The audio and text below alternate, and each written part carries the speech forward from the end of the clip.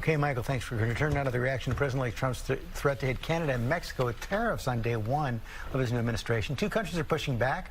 Mexico's president is warning that her country could retaliate against the U.S. with tariffs of its own.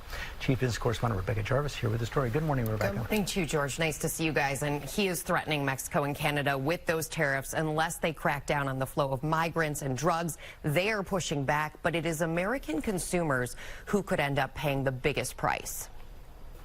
This morning, President-elect Trump's threat to impose tariffs on America's neighbors already prompting a growing fight with Mexico and Canada. Mexico's new president threatening to retaliate with tariffs of their own if Trump follows through on his pledge to impose 25% across-the-board tariffs on both countries, potentially sparking a devastating trade war.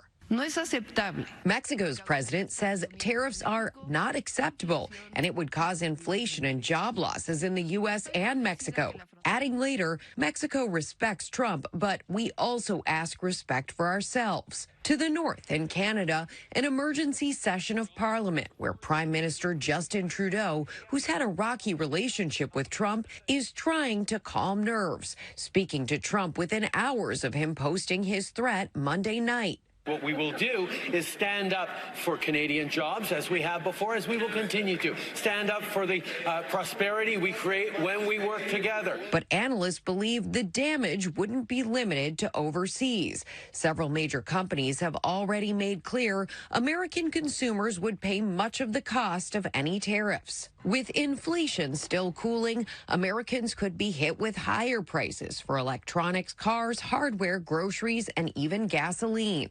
Best Buy CEO, for example, telling investors during an earnings call Tuesday, the vast majority of that tariff will probably be passed on to the consumer as a price increase. Trump has long favored tariffs to achieve his goals, this time accusing America's two largest trading partners of letting drugs and migrants cross the border, promising pain if something doesn't change.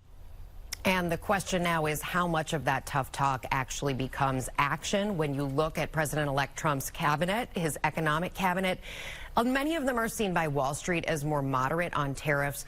The perception is, George, that this is a negotiating tactic at this point. And that's one of the reasons that the stock market keeps rising. Yeah, absolutely. Taking all of this in stride at this point, Wall Street was up 20% going into the election. The S&P 500 now up 27% for the year, and that's what's reflected in most 401ks and retirement accounts. And I can tell you, while you're hearing from a lot of world leaders on this topic, behind the scenes, it's the CEOs talking to the president-elect about what this would do to their business and their consumer. Okay, Rebecca, thanks very much, Robin. All right, thank you both.